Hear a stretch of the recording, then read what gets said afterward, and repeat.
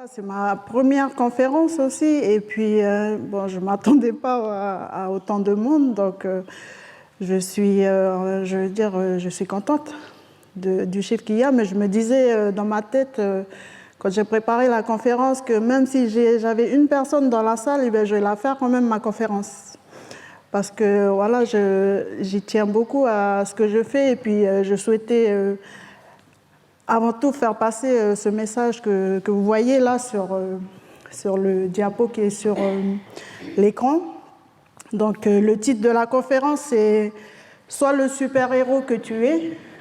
Donc je prends une image de super-héros parce que je l'expliquerai un peu plus tard pourquoi je prends cette image de super-héros.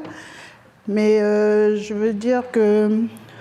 Enfin, je m'adresse à vous et puis je vous dis, vous avez sûrement regardé tout ce qui est Spider-Man, Superman, Wonder Woman et tout.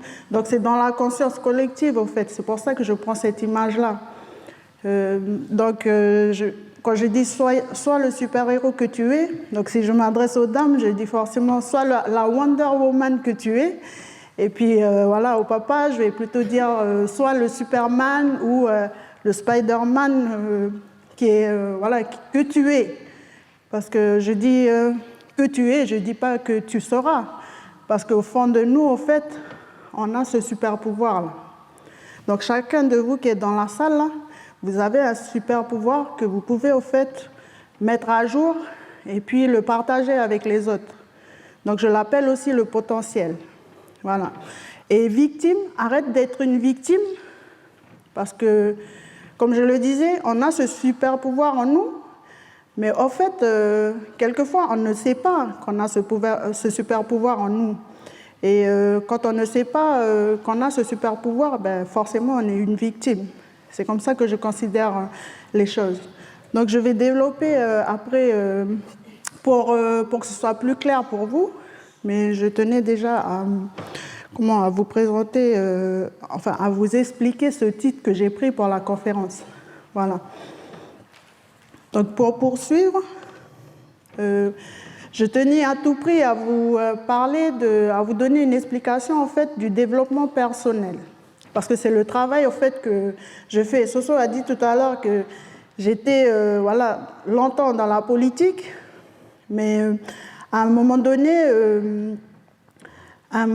il fallait que je me dirige vers autre chose. Parce que, comme elle le disait aussi tout à l'heure, moi, mon combat, c'est toujours l'indépendance. Et à un moment donné, en étant dans l'institution, je me suis rendu compte, au fait, qu'il y avait un décalage entre le discours et puis la réalité sur le terrain. Donc, à un moment donné, je me suis dit aussi, si je veux faire avancer les choses, il faut que je descende de l'institution et que j'aille sur le terrain. Donc pour ce faire, je me suis dit, j'ai fait un travail sur moi-même et je me suis rendu compte au fait que ce que j'aimais, moi, c'est accompagner les gens, aider les gens. C'est ce que j'ai fait depuis que j'étais, avant d'être dans la politique, j'étais enseignante, etc. Donc j'étais toujours dans l'accompagnement. Donc je me suis dit, il faut que je trouve le métier qui va correspondre à cela et qui va me permettre, au fait, de faire le travail que j'envisage. Donc, ce que j'ai trouvé comme travail, c'est coach. Donc, je me suis lancée dans le coaching, je me suis formée en coaching professionnel et par la suite, il fallait que je trouve le milieu dans lequel je devais faire du coaching. Donc, ce qui m'intéressait, moi, c'est l'humain. Donc, je me suis lancée dans le développement personnel. Donc, qu'est-ce que c'est que le développement personnel? Parce que si j'en suis arrivée aujourd'hui à faire une conférence devant vous, c'est grâce au développement personnel. Donc, qu'est-ce que le développement personnel? Donc, ici, je vous propose une définition de ce que c'est que le développement personnel. Donc, c'est une discipline, au fait, qui permet de reformater notre façon de voir les choses, notre vision des choses. Donc, depuis qu'on est petit, nos parents nous éduquent. On est éduqués, on nous dit ce qui est bon, ce qui n'est pas bon, etc. Mais quand on est petit aussi, on a des rêves, il y a des choses qu'on veut faire. Mais quand on est éduqué, on On nous met des cadres, on va dire, et on nous éloigne petit à petit du rêve qu'on avait quand on était enfant. Et en plus, on arrive à l'école, on a encore plus de cadres. On nous cadre encore plus et on s'éloigne carrément loin du rêve qu'on avait quand on était enfant. Donc là, le travail avec le développement personnel, c'est qu'on a eu toute cette éducation, que ce soit à la maison ou à l'école, mais qu'à un moment donné, eh bien, on ne trouve pas en fait notre voie. Il y en a qui arrivent à le trouver, mais il y a d'autres qui n'arrivent pas du tout à trouver leur voie. Parce qu'en fait, ils se sont éloignés de ce rêve dont je parlais. Donc, le travail du développement personnel, en fait, c'est de lever les blocages qui sont liés au fait à toute cette éducation, cette double éducation maison et puis école et puis la société en général. Donc, c'est ce blocage que le développement personnel il permet de travailler. Voilà. Donc, quand je parle de ces blocages, au fait, c'est ce qui nous empêche, au fait, de nous affirmer. À un moment donné de la vie, voilà. Quand je dis de s'affirmer, mais aussi d'agir, de faire les choses, d'entreprendre aussi, et puis de se prendre en charge. Donc là, je vous donne ma théorie à moi. Hein. Donc le développement personnel, pour moi, c'est ça. S'affirmer, c'est dire, c'est moi, voilà, me voici. C'est pas que je suis sûre, mais si je vous pose la question, qui êtes-vous? La première réponse que vous allez me donner à chaque fois, c'est, je suis comme ça, Yana, je travaille ici, etc. Donc sûrement les premières réponses qui vont sortir. Mais est-ce qu'au fond de toi, tu te connais? Donc c'est ça la question. Ce qui nous permet après de s'affirmer, de dire je suis moi et je me connais, etc. Voilà. Et le fait de s'affirmer, ça vous permet après de faire des choses, d'agir. Donc moi, je vais prendre mon exemple personnel. Quand j'ai fait mon travail sur moi-même, quand j'ai décidé de partir de la politique, je me suis dit, bon, il faut que je revienne un peu sur moi. J'ai fait mon travail sur moi-même. Et puis c'est ce qui m'a permis d'envisager au fait autre chose et de mettre en branle ce que j'avais imaginé. Et puis par là aussi, ça m'a permis d'entreprendre. Parce que voilà, je suis coach en développement personnel, mais je me suis mis à mon compte. Donc je suis devenue aussi entrepreneuse. Voilà, donc c'est dans ce mouvement en fait que je veux emmener les gens. Parce que voilà, pour expliquer un peu, voilà, pour en venir à la prise en charge. Parce qu'on a tous quelque chose en nous, on s'affirme, on fait les choses pour que ça se réalise, on entreprend, mais c'est dans l'optique de se prendre en charge, que ce soit au niveau de soi-même, de sa famille et puis du pays.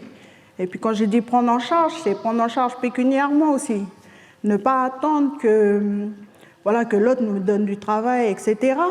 Mais de se dire qu'on a ce potentiel qui est en nous et qu'avec ce potentiel qui est en nous, si on le travaille, on le découvre, eh bien, on peut en faire, en fait, notre métier. Donc, c'est ce que j'ai fait, moi. Donc,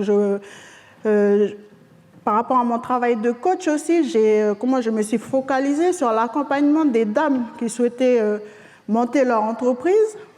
Donc, j'amène cette même philosophie, au fait, à ces dames-là. Je leur amène ce travail, s'affirmer, agir et entreprendre pour pouvoir se prendre en charge.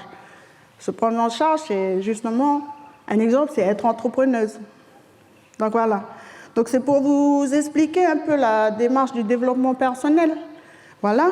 Et puis, je vais passer à la suite pour vous présenter en fait la méthode.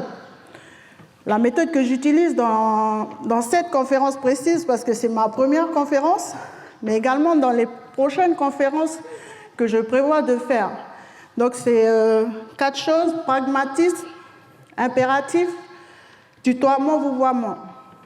Donc, tout ça pour dire que quand vous regardez mon titre, Sois le super-héros que tu es, arrête d'être victime. Quand vous voyez ce titre, il y a ces 4 marqueurs dedans. À chaque fois, je ne sais pas si vous avez déjà assisté à des conférences, mais à chaque fois, les gens, ils exposent ce qu'ils ont à exposer, mais ne pensent pas toujours à faire en sorte...